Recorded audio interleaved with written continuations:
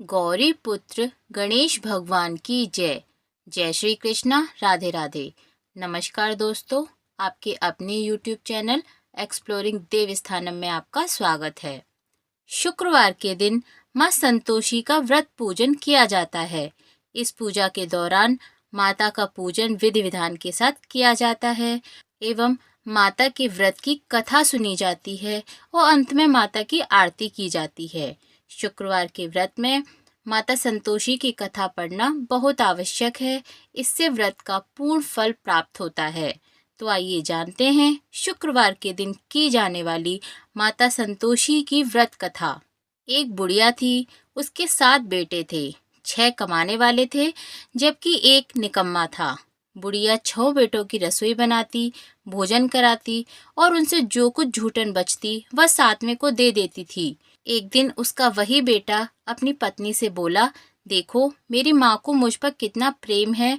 वह बोली, क्यों नहीं, सबका झूठा जो तुमको खिलाती है। वह बोला, ऐसा नहीं हो सकता, मैं जब तक आंखों से न देख लूं मैं नहीं मान सकता। बहू हंसकर बोली, देख लोगे तब तो मानोगे। कुछ दिन बाद त्योहार आया। घर में 7 प्रकार के भोजन और चूरमे के लड्डू बने। वह जांचने को सिर दुखने का बहाना कर पतला वस्त्र सिर पर ओढ़े रसोई घर में सो गया। वह कपड़े में से सब देखता रहा। 6 भाई भोजन करने आए। उसने देखा माँ ने उनके लिए सुंदर आसन बिछाकर नाना प्रकार की रसोई परोसी और आग्रह करके उन्हें जमाया। वह देखता रहा। 6 जब भोजन करके उठे तब माँ ने उनकी झूठी थालियों में से लड्डुओं के टुकड़े उठाकर एक लड्डू बनाया। झूठन साफ कर बुढ़िया माँ ने उसे पुकारा, बेटा 6 भाई भोजन कर गए, अब तू ही बाकी है, उठ तू कब खाएगा। वह कहने लगा, माँ मुझे भोजन नहीं करना, मैं अब परदेश जा रहा हूँ। माँ ने कहा, कल जाता जो आज चला जा। वह बोला, हाँ आज ही जा रहा हूँ। यह कहकर वह घर से निकल गया। 7वें बेटे का परदेश जाना। चलते समय पत्नी की याद आ गई। वह गौशाला में कंडे थाप रही थी। वहां जाकर बोला, हम जावे परदेस आवेंगे कुछ काल, तुम रहियो संतोष से धर आपनो पाल। वह बोली, जाओ पिया आनंद से, हमारो सोच हटाए, राम भरोसे हम रहें, ईश्वर तुम्हें सहाय। 2 निशानी आपन देख, धरू में धीर, सुध मत हमारी बिसोरियो, रखियो मन गंभीर। वह बोला, मेरे पास तो कुछ नहीं, यह अंगूठी है सो ले ले और अपनी कुछ निशानी मुझे दे दे। वह बोली, मेरे पास क्या है, यह गोबर भरा हाथ है। यह कहकर उसकी पीठ पर गोबर के हाथ की थाप मार दी। वह चल दिया। चलते चलते दूसरे देश पहुंच गया। वहां एक साहूकार की दुकान थी। वहां जाकर कहने लगा, भाई मुझे नौकरी पर रख लो। साहूकार को जरूरत थी। बोला, रह जा। लड़के ने पूछा, तनख्वाह क्या दोगे। साहूकार ने कहा, काम देखकर दाम मिलेंगे।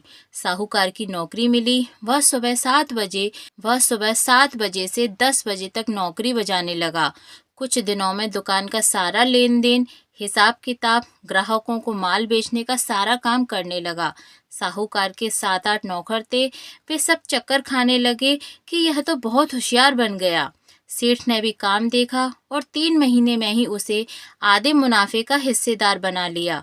वह कुछ वर्ष में ही नामी सेठ बन गया और मालिक सारा कारोबार उस पर छोड़कर चला गया। इधर उसकी पत्नी को सास ससुर दुख देने लगे। सारी गृहस्थी का काम करा के उसे लकड़ी लेने जंगल में भेजते।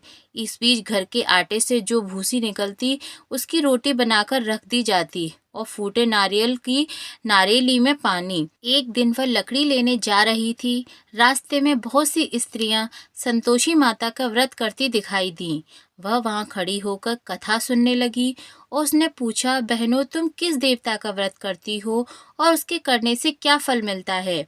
यदि तुम इस व्रत का विधान मुझे समझाकर कहोगे तो मैं भी बड़ा एहसान मानूंगी। तब उनमें से एक स्त्री बोली, सुनो, यह संतोषी माता का व्रत है। इसके करने से निर्धनता दरिद्रता का नाश होता है और जो कुछ मन में कामना हो वह संतोषी माता की कृपा से पूरी होती हैं। तब उसने उससे व्रत की विधि पूछी। वह भक्तिनी स्त्री बोली, 1.25 आने का गुड़ चना लेना, इच्छा हो तो 5.25 आने का लेना या 1.25 रुपए का भी सहूलियत के अनुसार लाना। बिना परेशानी और श्रद्धा व प्रेम से जितना भी बना पड़े सवाया लेना। प्रत्येक शुक्रवार को निराहार रहकर कथा सुनना, इसके बीच क्रम टूटे नहीं, लगातार नियम का पालन करना।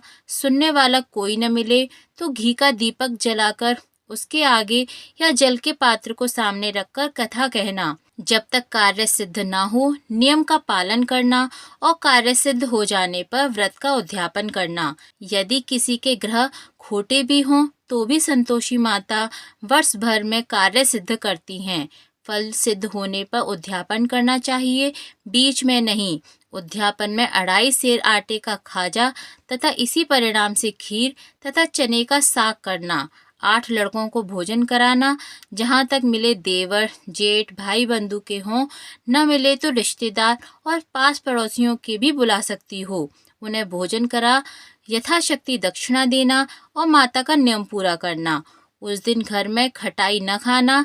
यह सुन बुढ़िया के लड़के की बहू चल दी। रास्ते में लकड़ी के बोझ को बेच दिया और उन पैसों से गुड़ चना लेकर माता के व्रत की तैयारी करने आगे चली और सामने मंदिर देखकर पूछने लगी, यह मंदिर किसका है? सब कहने लगे, यह संतोषी माता का मंदिर है। यह सुनकर माता के मंदिर में जाकर चरणों में लौटने लगी, दीन हो विनती करने लगी, माँ मैं निपट अज्ञानी हूँ, व्रत के कुछ भी नियम नहीं जानती, मैं दुखी हूँ। हे माता जगत जननी मेरा दुख दूर कर, मैं तेरी शरण में हूँ। माता को दया आई। एक शुक्रवार बीताई कि दूसरे को उसके पति का पत्र आया और तीसरे शुक्रवार को उसका भेजा हुआ पैसा आ पहुंचा। यह देख जेठ जेठानी मुंह सिकोड़ने लगे। लड़के ताना देने लगे कि काकी के पास पत्र आने लगे, रुपया आने लगा, अब तो काकी की खातिर बढ़ेगी। बेचारी सरलता से कहती, भैया कागज आवे रुपया आवे हम सबके लिए अच्छा है। ऐसा कहकर आंखों में आंसू भरकर संतोषी माता के मंदिर में आ मातेश्वरी के चरणों में गिरकर रोने लगी और कहने लगी कि माँ मैंने तुमसे पैसा कब मांगा है? मुझे पैसे से क्या काम है? मुझे तो अपने सुहाग से काम है। मैं तो अपने स्वामी के दर्शन मांगती हूँ। तब माता ने प्रसन्न होकर कहा, जा बेटी तेरा स्वामी आएगा। यह सुनकर खुशी से बावली होकर घर में जा काम करने लगी। अब संतोषी माँ विचार करने लगी कि इस भोली पुत्री को मैंने कह तो दिया कि तेरा पति आएगा, लेकिन कैसे? वह तो इसे स्वप्न में भी याद नहीं करता। उसे याद दिलाने को मुझे ही जाना पड़ेगा। इस तरह माताजी उस बुढ़िया के बेटे के पास जा स्वप्न में प्रकट हो कहने लगी, साहूकार के बेटे सो रहा है या जाग रहा है? वह कहने लगा, माता सोता भी नहीं जागता भी नहीं हूँ, कहो क्या आ गया है? माँ कहने लगी, तेरे घर बार कुछ है कि नहीं? वह बोला, मेरे पास सब कुछ है, माँ बाप हैं, बहू है, क्या कमी है? माँ बोली, भोले पुत्र तेरी बहू घोर कष्ट उठा रही है, तेरे माँ बाप उसे परेशानी दे रहे हैं, वह तेरे लिए तरस रही है, तू उसकी सुध ले। वह बोला, हाँ माताजी यह तो मालूम है, परंतु जाऊं तो कैसे? परदेश की बात है, लेन देन का कोई हिसाब नहीं, कोई जाने का रास्ता नजर नहीं आता, कैसे चला जाऊं? माँ कहने लगी, मेरी बात मान, सवेरे नहा धोकर संतोषी माता के नाम से घी का दीपक जलाकर दंडवत कर दुकान पर जा बैठ। देखते देखते तेरा सारा लेन देन चुक जाएगा, जमा का माल बिक जाएगा, सांझ होते होते धन का भारी ढेर लग जाएगा। अब बूढ़े की बात मानकर वह नहा धोकर संतोषी माता को दंडवत घी का दीपक जला दुकान पर जा बैठा। थोड़ी देर में देने वाले रुपया लाने लगे, लेने वाले हिसाब लेने। कोठे में भरे सामान के खरीदार नकद दाम दे सौदा करने लगे। शाम तक धन का भारी ढेर लग गया। मन में माता का नाम ले चमत्कार देख प्रसन्न हो घर ले जाने के वास्ते गहना कपड़ा सामान खरीदने लगा। यहाँ काम से निपट तुरंत घर को रवाना हुआ। उधर उसकी पत्नी जंगल में लकड़ी लेने जाती है। लौटते वक्त माताजी के मंदिर में विश्राम करती। वह तो उसके प्रतिदिन रुकने का जो स्थान ठहरा। धूल उड़ती देख वह माता से पूछती है, हे माता यह धूल कैसे उड़ रही है? माता कहती हैं, हे पुत्री तेरा पति आ रहा है। अब तू ऐसा कर, लकड़ियों के 3 बोझ बना ले, एक नदी के किनारे रख, दूसरा मेरे मंदिर पर व तीसरा अपने सिर पर। तेरे पति को लकड़ियों का गट्ठर देख मोह पैदा होगा, वह यहाँ रुकेगा, नाश्ता पानी खाकर माँ से मिलने जाएगा। तब तू लकड़ियों का बोझ उठाकर जाना और चौक में गट्ठर डालकर जोर से आवाज लगाना, लो सासू जी, लकड़ियों का गट्ठर लो, भूसी की रोटी दो, नारियल के खेपड़े में पानी दो, आज मेहमान कौन आया है। माताजी से बहुत अच्छा कहकर वह प्रसन्न मन से लकड़ियों के 3 गट्ठर बनाई, एक नदी के किनारे पर और एक माताजी के मंदिर पर रखा। इतने में मुसाफिर आ पहुंचा। सूखी लकड़ी देख उसकी इच्छा उत्पन्न हुई कि हम यहीं पर विश्राम करें और भोजन बनाकर खा पी कर गाँव जाएं। इसी तरह रुककर भोजन बना, विश्राम करके गांव को गया, सबसे प्रेम से मिला। उसी समय सिर पर लकड़ी का गट्ठर लिए वह उतावली सी आती है, लकड़ियों का भारी बोझ आंगन में डालकर जोर से 3 आवाज देती है, लो सासू जी, लकड़ियों का गट्ठर लो, भूसी की रोटी दो, आज मेहमान कौन आया है। यह सुनकर उसकी सास बाहर आकर अपने दिए हुए कष्टों को भुलाने हेतु कहती है, बहू ऐसा क्यों कहती हो, तेरा मालिक ही तो आया है, आ बैठ, मीठा भात खा, कपड़े गहने पहन। उसकी आवाज सुनकर उसका पति बाहर आता है, अंगूठी देख व्याकुल हो जाता है। माँ से पूछता है, माँ यह कौन है। माँ बोली, बेटा यह तेरी बहू है, जब से तू गया है तब से सारे गांव में भटकती फिरती है, घर का कामकाज कुछ करती नहीं, 4 पहर आकर खा जाती है। वह बोला, ठीक है माँ, मैंने इसे भी देखा है और तुम्हें भी, अब दूसरे घर की ताली दो, उसमें रहूंगा। माँ बोली, ठीक है, जैसा तेरी मर्जी। तब वह दूसरे मकान की तीसरी मंजिल का कमरा खोल सारा सामान जमाया। एक दिन में राजा के महल जैसा ठाट बाट बन गया। अब क्या था, बहू सुख भोगने लगी। इतने में शुक्रवार आया। उसने पति से कहा, मुझे संतोषी माता के व्रत का उद्यापन करना है। पति बोला, खुशी से कर लो। वह उद्यापन की तैयारी करने लगी। जिठानी के लड़कों को भोजन के लिए कहने लगी। उन्होंने मंजूर किया, परंतु पीछे से जिठानी ने अपने बच्चों को सिखाया, देखो भोजन के समय खटाई मांगना, जिससे उसका उद्यापन पूरा न हो। लड़के जीमने आए, भर पेट खाना खाया, परंतु बाद में खाते ही कहने लगे, हमें खटाई दो, खीर खाना हमको नहीं भाता। यह देखकर अरुचि होती है। वह कहने लगी, भाई खटाई किसी को नहीं दी जाएगी, यह तो संतोषी माता का प्रसाद है। लड़के उठ खड़े हुए, बोले, पैसा लाओ। भोली बहू को जानती नहीं थी, उन्हें पैसे दे दिए। लड़के उसी समय हट करके इमली खटाई ले खाने लगे। यह देखकर बहू पर माताजी ने कोप दिखाया। राजा के दूत उसके पति को पकड़ ले गए। जेठ जेठानी मन माने वचन कहने लगे, लूट लूट कर धन इकट्ठा कर लाया है, अब सब मालूम पड़ जाएगा जब जेल की मार खाएगा। बहू से यह सब सहन नहीं हुआ। रोती हुई माताजी के मंदिर गई, कहने लगी, हे संतोषी माता, तुमने क्या किया, हंसाकर अब भक्तों को रुलाने लगी। माता बोली, बेटी तूने उद्यापन करके मेरा व्रत भंग किया है। वह कहने लगी, माता मैंने तो कुछ अपराध नहीं किया, मैंने तो भूल से लड़कों को पैसे दे दिए थे, मुझे क्षमा करो, मैं फिर तुम्हारा उद्यापन करूंगी। माँ बोली, अब भूल मत करना। वह कहती है, अब भूल नहीं होगी, अब बतलाओ वे कैसे आवेंगे। माँ बोली, जा पुत्री, तेरा पति तुझे रास्ते में आता मिलेगा। वह निकली, राह में पति आता मिला। वह पूछी, कहाँ गए थे। वह कहने लगा, इतना धन जो कमाया है उसका टैक्स राजा ने मांगा था, वह भरने गया था। वह प्रसन्न हो बोली, भला हुआ, अब घर को चलो। कुछ दिन बाद फिर शुक्रवार आया।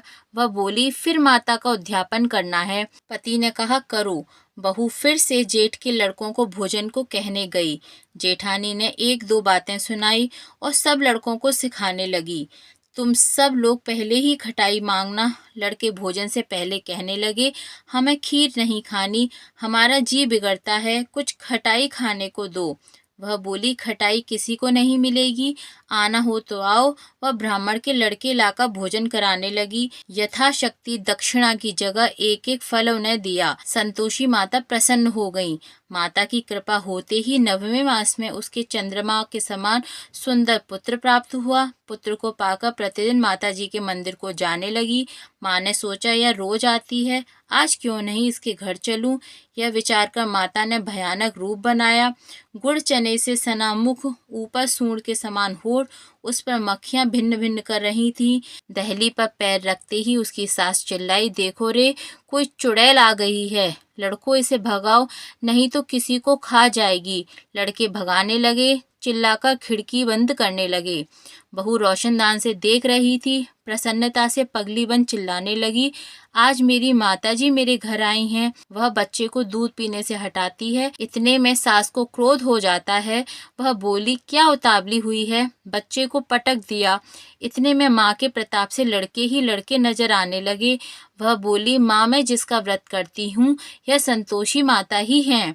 सबने माताजी के चरण पकड़ लिए और विनती कर कहने लगे, हे माता, हम मूर्ख हैं, अज्ञानी हैं, तुम्हारे व्रत की विधि हम नहीं जानते। व्रत भंग कर हमने बड़ा अपराध किया है। जग माता, आप हमारा अपराध क्षमा करो। इस प्रकार माता प्रसन्न हुई। बहू को प्रसन्न हो जैसा फल दिया वैसे सबको देना।